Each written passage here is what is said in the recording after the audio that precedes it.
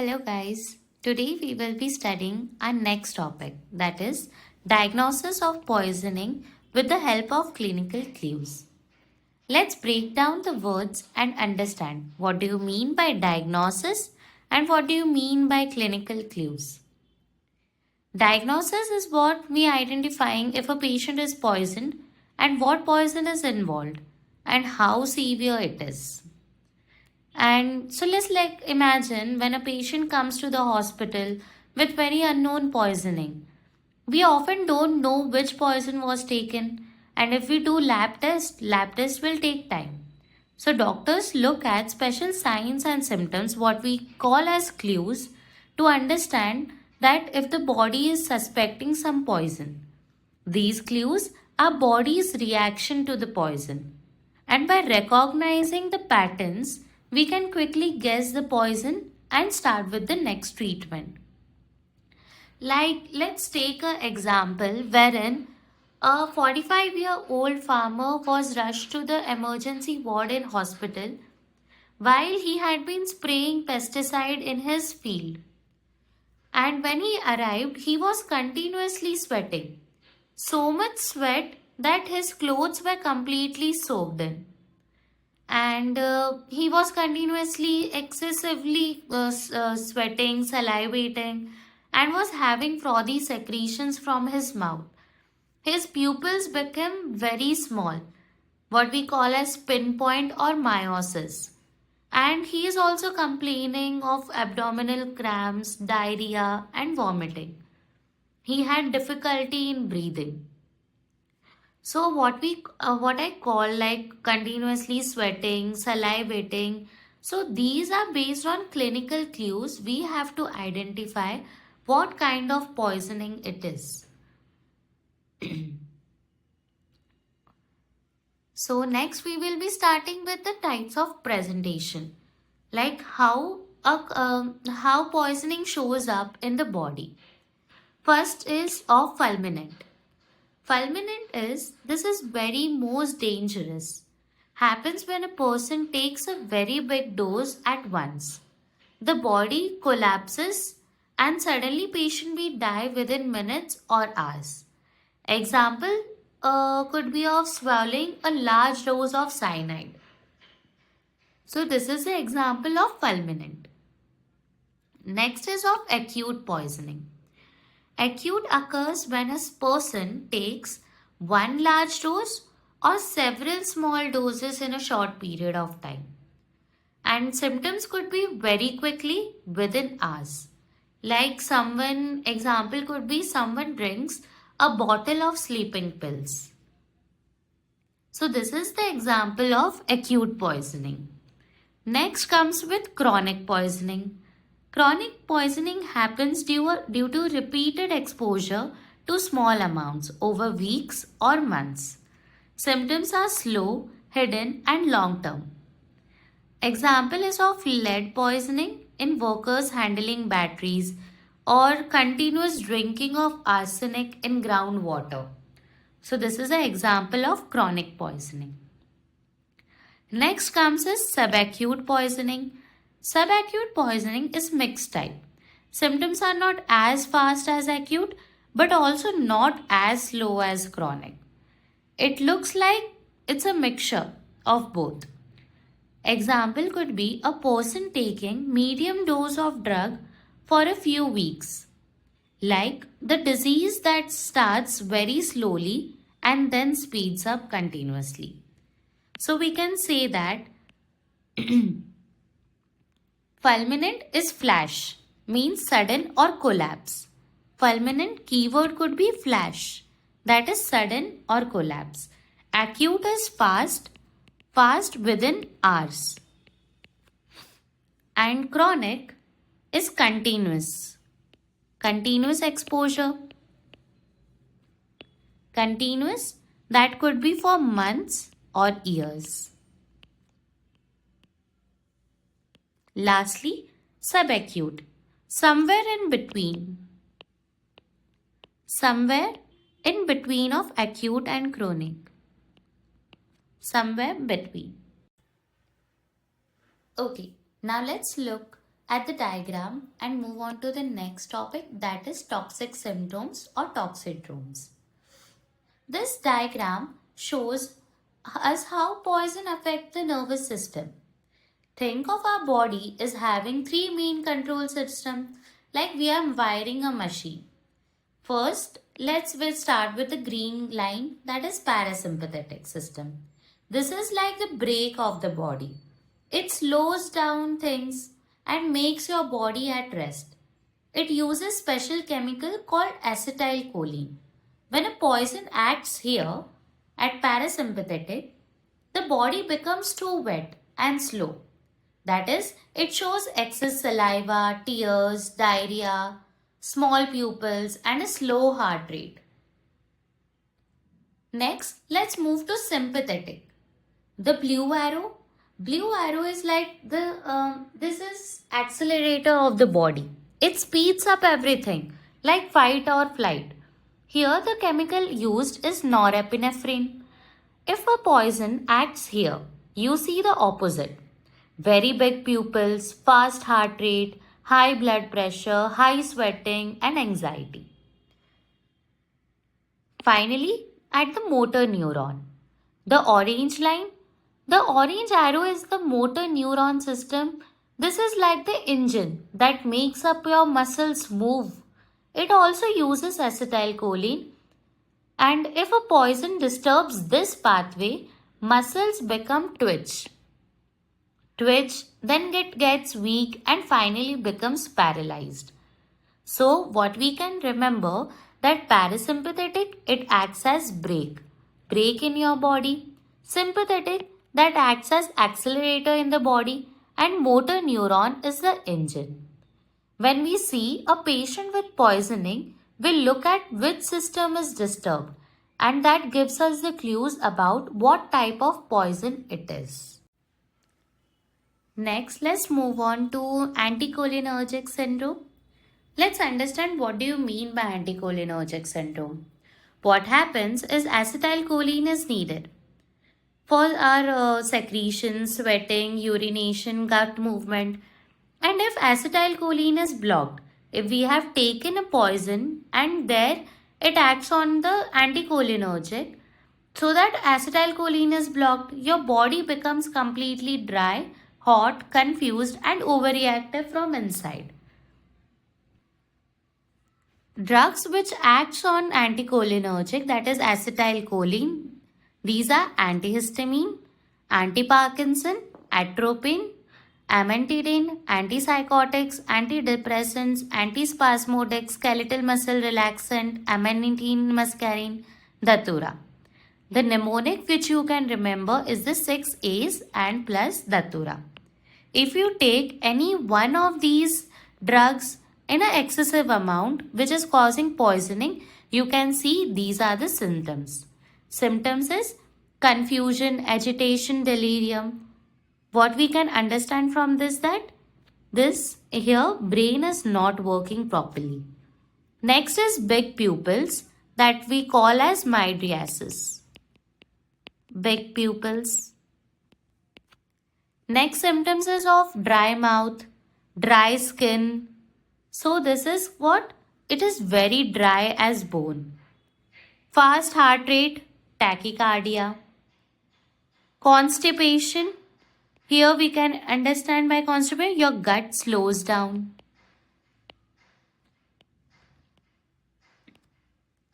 Then comes urinary retention.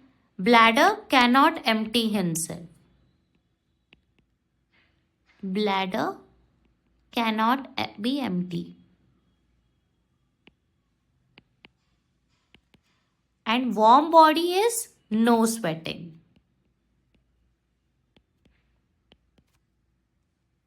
These are the anticholinergic syndromes. Next is cholinergic syndrome. Cholinergic syndromes means too much acetylcholine. Excess of acetylcholine is released.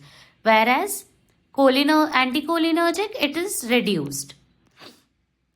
Cholinergic syndromes is caused by drugs like organophosphates, carbamates, parasympathomimetics, and shrooms. It's a muscarinic type.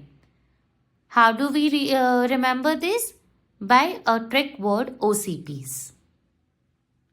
Here, think your body is very wet, too slow, too weak, and in brain it causes confusion, agitation, and delirium. In eyes become small, that is meiosis, wherein in anticholinergic we saw mydriasis. Here it is meiosis. Meiosis is very small pupils. Small pupils. And which causes lacrimation, that is formation of tears. Skin becomes very sweaty. Skin becomes very sweaty. Your lungs causes bronchospasm, bronchiria, and respiratory failure. Your heartbeat slows. Your heart rate becomes slows. Your body is hypotensive. In stomach, you can see diarrhea, abdominal pain. In bladder, cannot control urine. Cannot control urine, which causes urinary incontinence.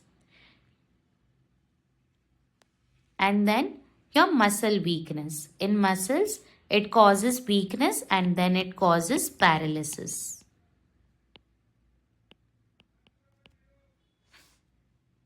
So this is all about cholinergic syndrome. Next is sympathomimetic syndrome. Sympathomimetic, too much adrenaline effect. Here, too much adrenaline effect.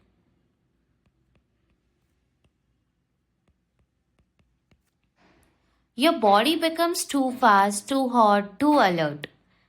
Okay, this is caused by drugs like cocaine, amphetamine, phenylpropanamine, ephedrine, pseudoephedrine. We can remember with the help of word CAPE. Here, in brain, it causes anxiety, paranoia, and delusion. This is caused in brain. In eyes, it becomes big. That is mydriasis, big pupils. Your skin becomes very sweaty. Your body temperature becomes very high. Hypopyrexia. Body temperature is very high. And in heart, you can see tachycardia and hypertension. These are caused by drug K, that is cocaine, amphetamine, phenylpropanamine, and ephedrine. We can remember like cholinergic was very wet and slow. Sympathomimetic was hot and fast. Now let's look at sedative syndrome. Sedatives are medicines or chemicals that usually slows down the brain and body. Example could be that could cause sedatives, that is barbiturate, opiates, benzodiazepine, and ethanol. Ethanol, or it is also known as alcohol. You could remember with a trick, that is Bob. What happens when someone takes too much sedative? Your brain slows down. That causes CNS depression or coma. Brain slows down. It could, Next is bradycardia or hypotension. Your heart slows down. Hypothermia, body temperature drops. And hyporexia, this is your reflexes become very weak.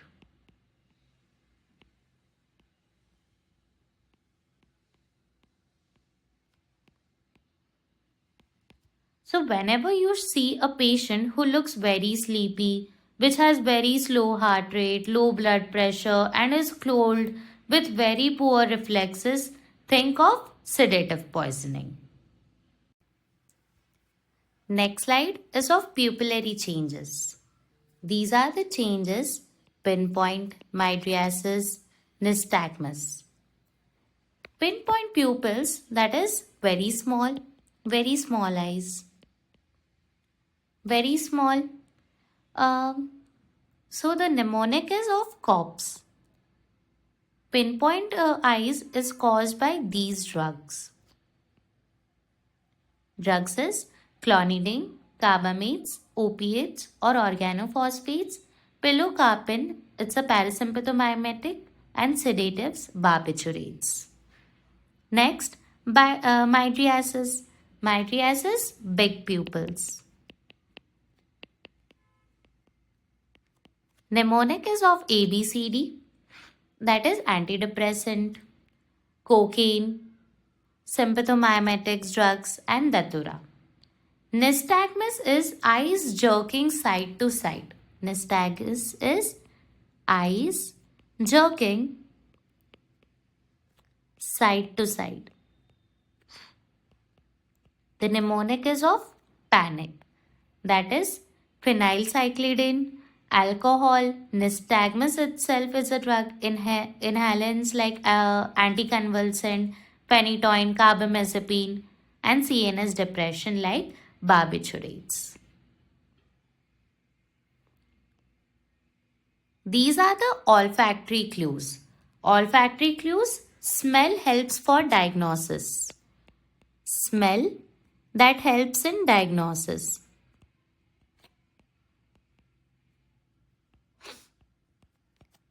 Here we can see if there's a bitter almond smell, that's a cyanide poisoning. Garlic smell, organophosphate or arsenic poisoning. Next is wintergreen oil smell, that is of aspirin. Musty or fishy smell, aluminium phosphide, zinc phosphide. Rotten egg, disulfiram, hydrogen sulfide. Vinegar-like smell, heroin or paraldehyde. A fruity smell, that is of alcohol or chloroform. Hospital odor-like smell, disinfectant, that is carbolic acid or creosote. These are some dermal clues. You could just take a screenshot, and here are some oral clues. You can also take a screenshot for this. Now there's a question that can be asked, or you can usually see that a 26-year-old farmer is brought to the emergency after spraying pesticide in his field. He has profuse salivation, sweating, pinpoint pupils, abdominal cramps and muscle fasciculation. Chest exam reveals that he is having wheeze and crepitation. As we discussed with the start of the chapter, this is of a farmer that has caused organophosphate poisoning. Next question. A 14-year-old boy presents with flushed skin, dry mouth, dilated pupils, delirium and urinary retention. On questioning, his friends reveal that he had some eaten wild fruit from a roadside plant. Then this causes, just look at the clues: flushed skin, dry mouth, dilated pupils, delirium and urinary retention. These are the caused by datura. That's it. That's all for today's toxicology case. If you found this very useful, please do like, share and subscribe to support the channel. And don't forget to comment below with your questions or topics you would like me to cover next. Thank you so much.